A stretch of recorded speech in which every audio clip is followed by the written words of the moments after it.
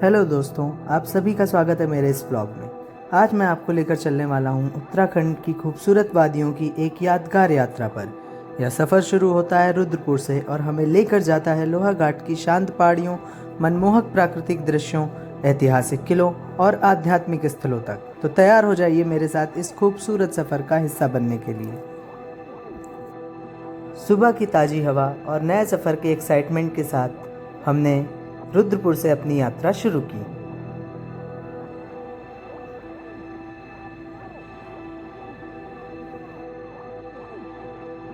जैसे जैसे हम मैदानों से पहाड़ों की ओर बढ़ रहे थे, वैसे वैसे मौसम भी बदलने लगा। सड़क के दोनों तरफ हरियाली, घुमावदार रास्ते और पहाड़ों की झलक इस यात्रा को और भी रोमांचक बना रही थी।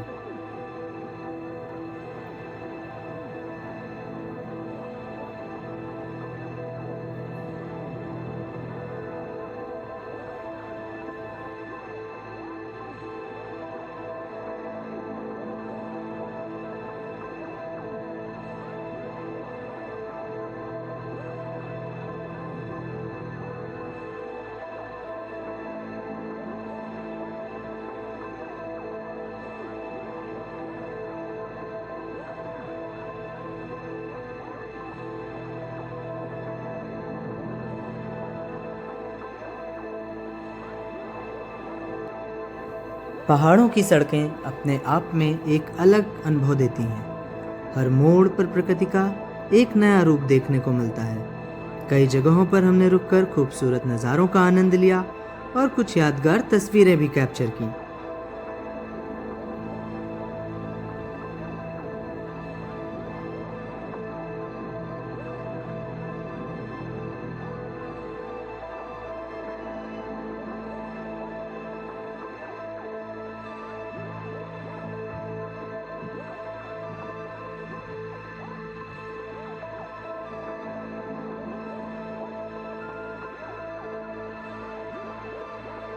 जून की भीषण गर्मी में पहाड़ों का जो मौसम है वो और भी आनंदित करता है, क्योंकि वहाँ पर आपको मैदानों जैसी गर्मी का अनुभव नहीं होता।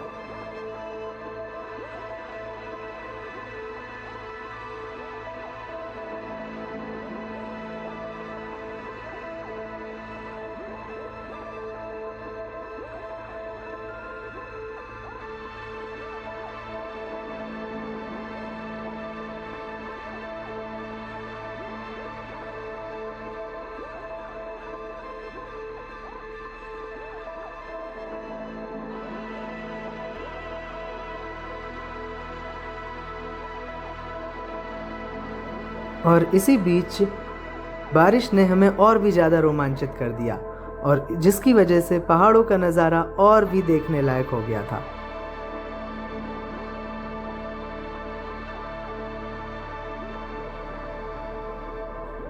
और इस तरह हम पहुंचे उस स्थान पर जहां पर हमें स्टे करना था और जिसका नाम था ओलिवे होम स्टे।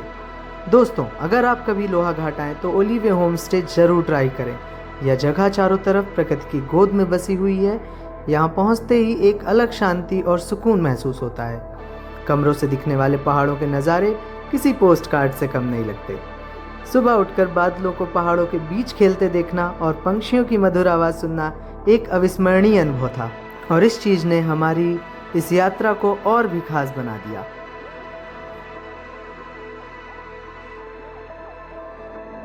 अगले दिन हम निकल पड़े लोहाघाट के सबसे प्रसिद्ध स्थान, जिसका नाम था एबट माउंट। एबट माउंट को भारत के सबसे रहस्यमयी और हॉन्टेड प्लेसेस में से एक माना जाता है। यह जगह अंग्रेज़ों के समय की पुरानी कॉटेज और ऐतिहासिक इमारतों के लिए फेमस है। हालांकि यहाँ की कहानियाँ रहस्यमयी हैं, लेकिन यहाँ की प्राकृतिक सुंदरता किसी को भी मंत्रमुग्ध कर सकती है। ऊंचे देवदार के पेड़, शांत वातावरण और दूर दूर तक फैली पहाड़ियाँ इस जगह को बेहद खास बनाती हैं। हमने यहाँ काफ़ी समय बिताया और इस अनोखी और रहस्यमयी जगह की खूबसूरती को बहुत ही करीब से महसूस किया।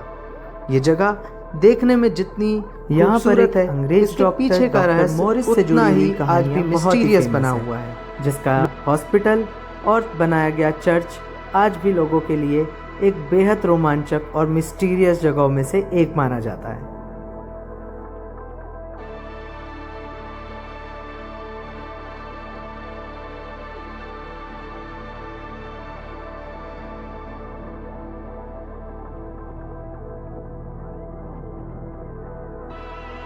इसके बाद हमारा अगला पड़ाव था कोली ढेक लेक, जिसे कई लोग उत्तराखंड का मिनी स्विट्ज़रलैंड भी कहते हैं। जैसे ही हम यहाँ पहुँचे हमें समझ आ गया कि लोग इस जगह को इतना पसंद क्यों करते हैं। चारों तरफ फैली हरी भरी घास, शांत झील, ऊंचे पहाड़ और ठंडी हवाएं इस जगह को किसी सपनों की दुनिया जैसा बना देती हैं। यहाँ का वातावरण इतना शांत था कि बस बैठकर प्रकृति को निहारने का मन करता था।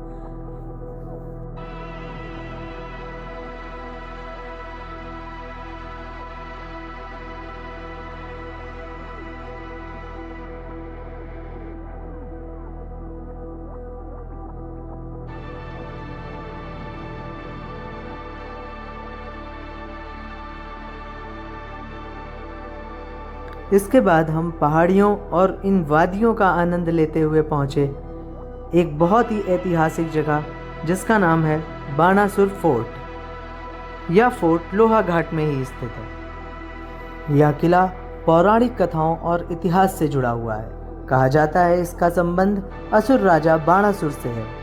यहाँ तक पहुँचने का रास्ता भी काफ़ी रोमांचक था। ऊपर से दिखाई देने वाले पहाड़ों और घाटियों के दृश्य बेहद शानदार थे। इतिहास और प्रकृति का यह अनोखा संगम इस जगह को और भी खास बनाता है। यहाँ खड़े होकर महसूस होता है जैसे हम इतिहास के किसी पुराने अध्याय में पहुँच गए हैं।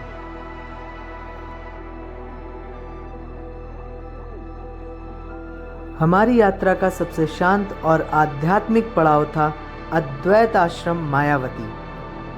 यह आश्रम स्वामी विवेकानंद जी से जुड़ा हुआ एक महत्वपूर्ण स्थान है। आश्रम तक पहुंचने का रास्ता बेहद खूबसूरत था।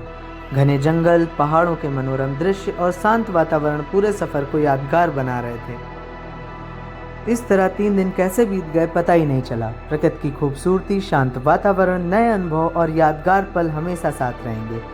इसके बाद हमने वापसी का सफ़र शुरू किया और खूबसूरत यादों के साथ वापस रुद्रपुर पहुँच गए। यह यात्रा सिर्फ एक ट्रिप नहीं थी बल्कि एक ऐसा अनुभव था जिसने हमें प्रकृति, इतिहास और आध्यात्मिकता से और करीब ला दिया।